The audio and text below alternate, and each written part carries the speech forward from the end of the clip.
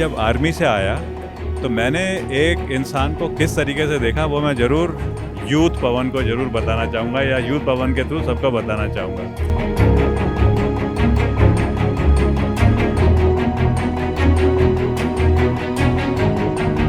जिस तरह से कार्यकर्ताओं ने मेरे जन्मदिन पर सेवा दिवस के रूप में मना रहे हैं, ब्लड डोनेशन हो रहा है, गरीबों को कहीं पर अस्पतालों में मिठाई बांट रहे हैं, कंबल बांट रहे हैं।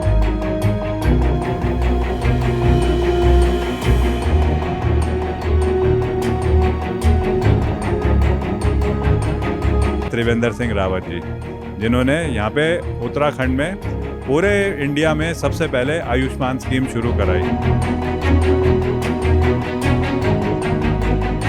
हम लोग अपने बच्चों का जन्मदिन मनाते हैं, उस वक्त हम वृक्षारोपण कर सकते हैं, हम लोग रक्तदान कर सकते हैं, तमाम ऐसे सेवा के काम हैं।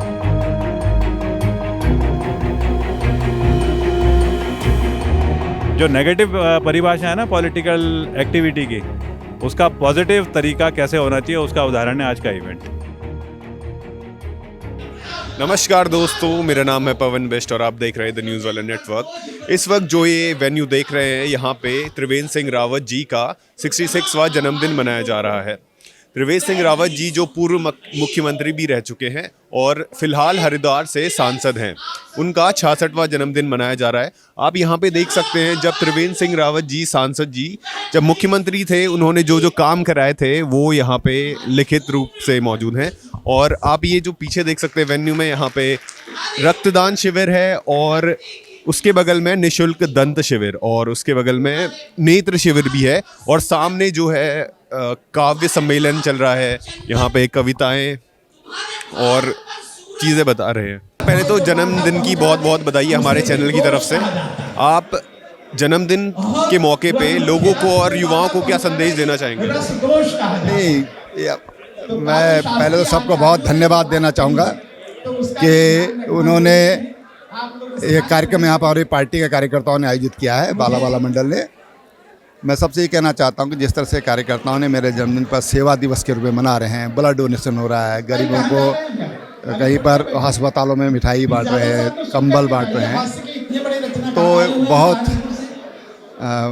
अच्छा कार्यकर्ताओं ने आयोजन किया है। और मैं सबसे ये कहना चाहूँगा कि भाई हम लोग अपने बच्चों का जन्मदिन मनाते हैं, उस वक्त हम वृक्षारोपण कर सकते हैं, हम लोग रक्तदान कर सकते हैं, तमाम ऐसे सेवा के काम हैं कि गरीब को कंबल, बेड, सर्दी के दिन कंबल दे सकते हैं, तो सेवा करें अगर उस अवसर पर, तो एक अच्छा संदेश समाज को जाता है। ये सही बात कही आपने। रुड़की में भी कंबल बंटवाए जा रहे हैं, निःशुल्क ये दिए जा रहे हैं, रक्तदान किया जा रहा है। तमाम जगहों पर ऐसे कार्यक्रम कार्यकर्ता कर रहे हैं, तो मैं समझता हूँ कि बहुत अच्छा हमारे कार्यकर्ता कर रहे हैं, समाज को एक संदेश देने का काम कर रहे हैं। त्रिवेंद्र सिंह रावत जी का बिल्कुल ठीक है, बढ़िया। क्या नाम है? पवन बेस्ट। हाय पवन, क्या हाल है? बढ़िया, बहुत अच्छा। मेरे को लग रहा है कि पवन जैसा डायनामिक यूथ मेरा इंटरव्यू ले रहा है और मेरे से पूछ रहा है एक आदमी के बारे में जिनका आज जन्मदिन है और मेरे को भी ना यहाँ आने का मौका मिला है। क्या होता है, ये इवेंट को बहुत तरीके से देखा जा सकता है।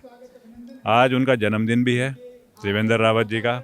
हमारे तो मुख्यमंत्री रह चुके हैं पहले, पर मैं जब आर्मी से आया तो मैंने एक इंसान को किस तरीके से देखा वो मैं ज़रूर यूथ पवन को ज़रूर बताना चाहूँगा या यूथ पवन के थ्रू सबको बताना चाहूँगा। क्या हुआ, जब मैं 2013 में आया ना, तो मेरे को बहुत मौका मिला पहाड़ में घूमने का। आर्मी में नहीं मिला था इतना उत्तराखंड देखने का। मेरे को पहाड़ में दो प्रॉब्लम्स बड़ी सीरियस लगी। एक थी हेल्थ, एक थी एजुकेशन, और तीसरा था पहाड़ में भ्रमण करके हम कैसे कंक्लूसिव डिसीजन में आ सके। अभी पहले इन तीन पे बात करता हूँ। इन्हीं से रोजगार भी आ जाता है, इन्हीं के साथ में। तो उसमें मैं आज भी जब जाता हूँ ना जगह जगह पे, तो मैं देखता हूँ बड़े कॉन्फिडेंस से पहाड़ से कहीं से भी लोग आ रहे हैं और बढ़िया हॉस्पिटल्स में जा रहे हैं, क्योंकि उनको हॉस्पिटल ने रिकॉग्नाइज़ करना है उनकी बीमारी को, हॉस्पिटल ने उनकी देखभाल करनी है। वो एक आदमी की सोच से शुरू हुआ है, उनका नाम है त्रिवेंद्र सिंह रावत जी, जिन्होंने यहाँ पे उत्तराखंड में पूरे इंडिया में सबसे पहले आयुष्मान स्कीम शुरू कराई। आज पूरा जो अपना अलग अलग स्टेट्स हैं ना, वो कोशिश कर रहे हैं इसे रेप्लिकेट करने की। उनको मैंने देखा किस प्रकार से वो घूमते हैं जगह जगह पे, लेकिन जब घूमते हैं पहाड़ों में तो खाली ये नहीं कि घूमे और सबसे मिले और पॉलिटिकल मीटिंग हो गई। वो करते हैं साहब, वो करते हैं डिस्कशन कि वाइब्रेंट विलेज की क्या परिभाषा होनी चाहिए, कि अगर कोई पासेस हैं तो उसमें आज चाइना तो आगे बढ़ रहा है तो हमें कैसे आगे बढ़ना चाहिए। वो बात करते हैं कि चलो एक ट्राई करके देखते हैं एप्पल के तरीके को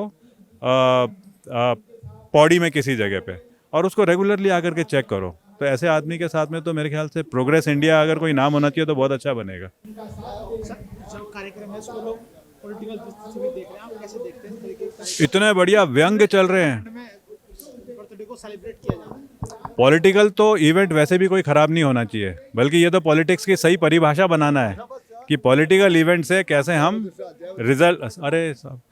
हम रिजल्ट ओरिएंटेड चीज़ों को बना सकते हैं पॉलिटिकल मीटिंग से। वही तो पॉलिटिक्स का असली पर्पस होना चाहिए।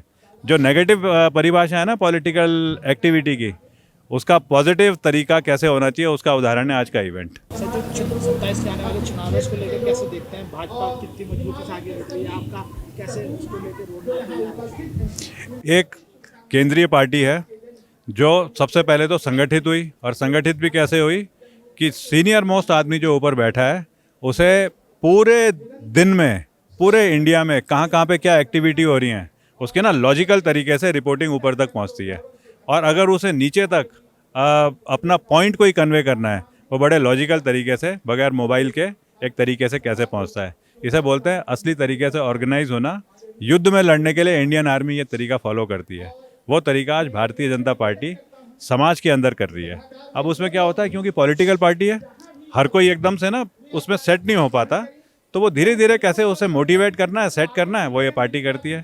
तो 2027 तो खैर क्या, ये तो चुनावी एक माइलस्टोन होगा, लेकिन प्रोग्रेस इंडिया की जो परिभाषा है 2047 में हमने 100 साल आज़ादी के बाद में पूरी दुनिया के चरम में पहुंचना है, उसकी एक तरतीब बड़ी साफ दिख रही है। बिल्कुल विश्व के बन रहे हैं, तो तभी तो इतना स्मार्ट लग रहा है। हमें सरकार जो कानून लाई है, कैसे आपको देखना है? आपका जो कैसे क्या सोचते हैं? सोसाइटी में ना, जब सोसाइटी बढ़ती है तो कहीं ना कहीं पॉजिटिव नेगेटिव दोनों चीज़ें होती हैं।